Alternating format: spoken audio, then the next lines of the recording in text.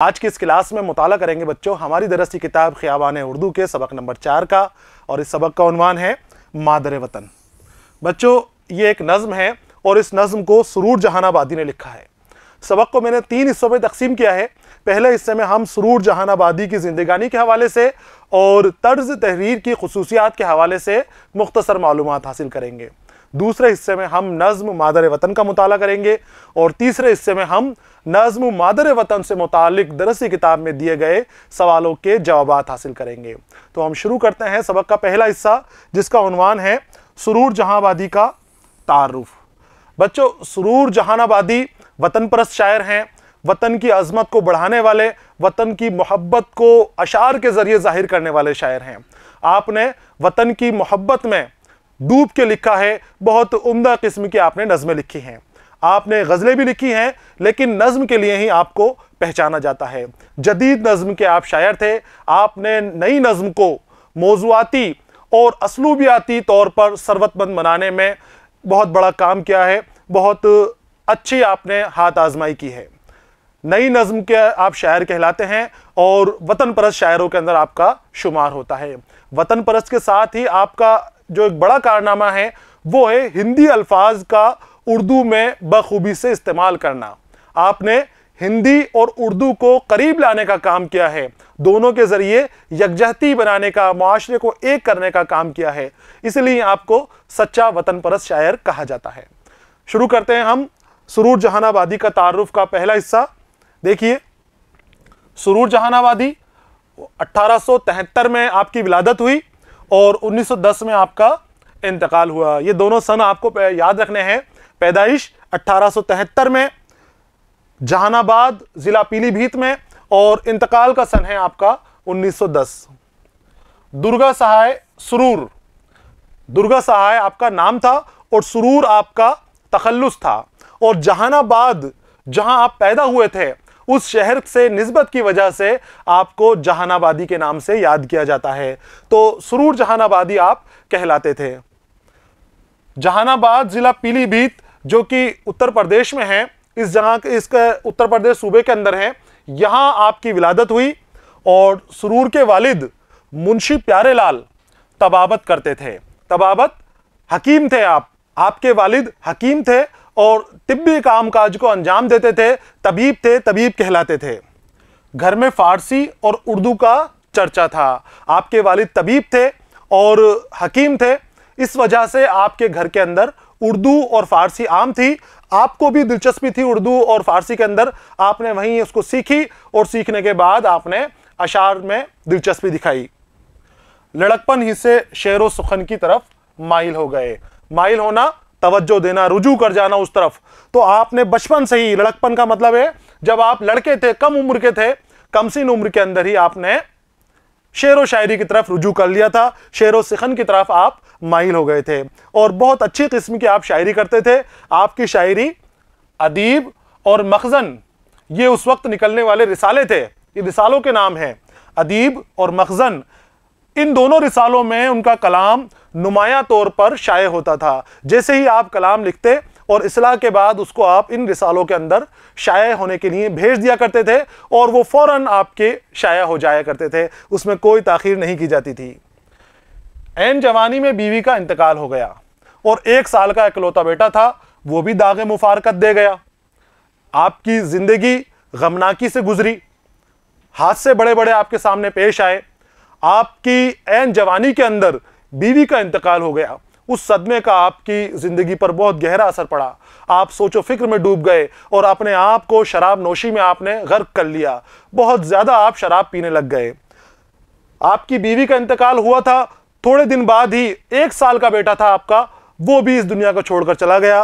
दागे मुफारकत दे जाना, दारे फ़ानी को छोड़ देना, इस दुनिया से चले जाना, इंतकाल हो जाना।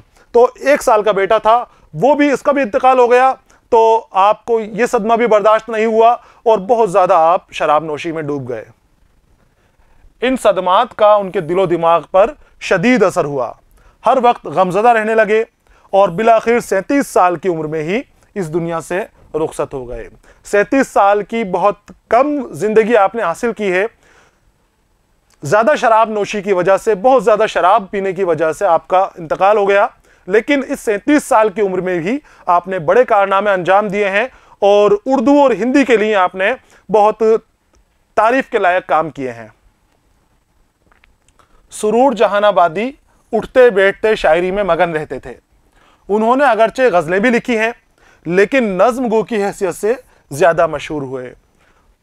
शायरी के जो दूसरे फ़न होते हैं, आपने गज़ल में हाथ आजमाई की और गज़ल भी आपने लिखी है, लेकिन फ़नी तौर पर आपको नज़्मों के लिए ही जाना जाता है। नज़्म के अंदर ही आपको शोहरत और मकबूलियत हासिल हुई है। आप सच्चे वतन परस्त थे। वतनी और कौमी मौज़ूआत पर डूब कर लिखा है। आपकी जो नज़में जो हमारी जो सबक में भी आने वाली है मादर वतन, तब आप देखोगे किस अंदाज में आपने वतन की तारीफ़ें की हैं, किस तरह से बयानी की है वतन की तारीफ़ के अंदर, कि कोई सच्चा वतन परस्त ही इस तरह की शायरी, इस तरह के मौज़ूआत का इस्तेमाल अपनी शायरी में कर सकता है। तो जब आप वतन के लिए लिखा करते थे, आप वतन को माँ मानते थे, माँ की तरह एहतराम करते थे अपने वतन का, और जब वतन के लिए आप लिखते थे तो पूरे तरह उसमें डूब कर पूरे दिल से आप शायरी किया करते थे। उनके यहाँ हिंदुस्तान की मिट्टी और माहौल का गहरा एहसास मिलता है। मिट्टी से जुड़े हुए शख्स थे, तो आवाम की ज़िंदगी जो हिंदुस्तान की मिलती है वो उनकी शायरी के अंदर नज़र आती है। उनकी शायरी फ़िज़ा में, क्योंकि मैंने बताया आपको कि मिट्टी से जुड़े हुए शख्स थे और हिंदुस्तानी आवाम के माहौल की अक्कासी आपकी शायरी के अंदर नज़र आती थी। आपकी शायरी के जो मौज़ूआत होते थे ना बच्चों, वो थे गंगा, जमुना, कोयल, भंवरा, पद्मनी, दमयंती, हंस वगैरह के जिक्र से ख़ास कैफियत पैदा हो जाती थी आपके कलाम के अंदर। जब आप लिखते थे अपनी नज़में तो इस तरह के उन्वानात का आप भरपूर इस्तेमाल किया करते थे। आपने हंस और पद्मनी के ऊपर तो नज़्म भी लिखी है बाकायदा। इसके अलावा जो दूसरे यहाँ उन्वान दे रखे हैं, ये इन उन्वानों का जिक्र भी आपकी शायरी के अंदर कसरत से मिलता है। वो वतन का तसव्वुर माँ की हैसियत से करते थे, वतन को अपनी माँ मानते थे, माँ की तरह एहतराम किया करते थे। उनकी शायरी में एक तो हिंदुस्तानी बुबास यानी अंदाज, तौर तरीका, रहन सहन, आपकी शायरी के अंदर हिंदुस्तानी बुबास था और वतन से मोहब्बत की कैफियत है, और दूसरी तरफ गमनाकी का एहसास है जो गहरी दर्दमंदी में ढल जाता है। क्योंकि आपकी ज़िंदगी के अंदर आपको हादसात का सामना करना पड़ा है, गमों से दो चार होना पड़ा है, तो ये आपके जो ज़िंदगी में मिले हुए गम हैं, ये आपकी शायरी के अंदर भी नमूदार हुए। आपकी शायरी में एक और तो हिंदुस्तान से मोहब्बत का एहसास मिलता है, हिंदुस्तान की अवामी मौज़ूआत की भरमार मिलती है, और दूसरी तरफ आपकी शायरी में गमनाकी और दर्दमंदी का भी एहसास होता है, जो आपकी शायरी को बहुत ज़्यादा असरदार कर देता है।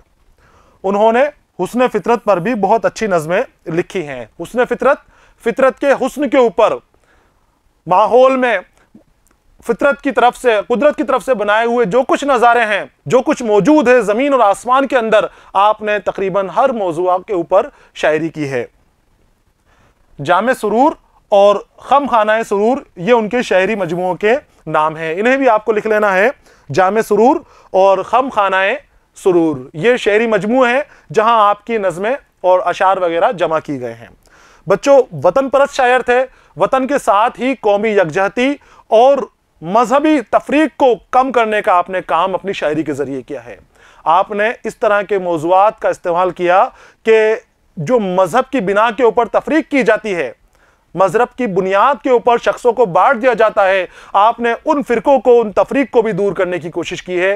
हिंदू मुसलमान को एक करने की कोशिश की है, एक ही अदवार में, एक ही दौर में दोनों को लाने की, जमा करने की कोशिश की है, ताकि भेद मिट जाए और लड़ाई झगड़े खत्म हो सकें। सभी को हिंदुस्तान से जोड़ा है, सभी को मादर वतन से आपने जोड़ा है। आपका एक बड़ा काम यह भी था, जो मैंने आपको बताया भी है, कि आपने उर्दू को हिंदी से जोड़ने की कोशिश की है। अमूमन जो शोरा थे बच्चों, तो वो उर्दू ज़ुबान के अंदर हिंदी अल्फाज का बहुत ही कम इस्तेमाल करते थे या इस्तेमाल करने से बचा करते थे। लेकिन सुरूर जहानाबादी ने हिंदी ज़ुबान के अल्फाज को उर्दू के अंदर बहुत खूबसूरती से पिरोया है।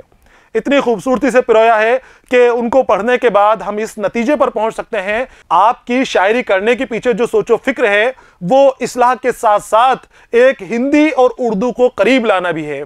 आप चाहते थे कि उर्दू से हिंदी की कुर्बत हो जाए, दोनों पास पास आ जाएं। ये जो तकलीफ इनके बीच में पड़ी हुई है, ये जो तफरीक इनके बीच में पड़ी हुई है, ये ख़त्म हो जाए। और बहुत हद तक आप अपने इस काम के अंदर कामयाब भी हुए। बहुत अच्छी तरह से आपने हिंदी अल्फाज को उर्दू में इस्तेमाल किया है, दोनों ज़ुबानों को करीब लेकर आए हैं। ये थी बच्चों सुरूर जहानाबादी से मुतालिक मुख्तसर मालूमात। हमारी दरसी किताब में जो दे रखी थी हमने वो सभी मालूमात यहाँ पर हासिल की है। सबक का पहला हिस्सा ये मुकम्मल हो गया है। अगले हिस्से के साथ मैं फिर आपके सामने हाजिर रहूंगा। तब तक के लिए इजाज़त दीजिए। पढ़ते रहिए, खुश रहिए। अलविदा।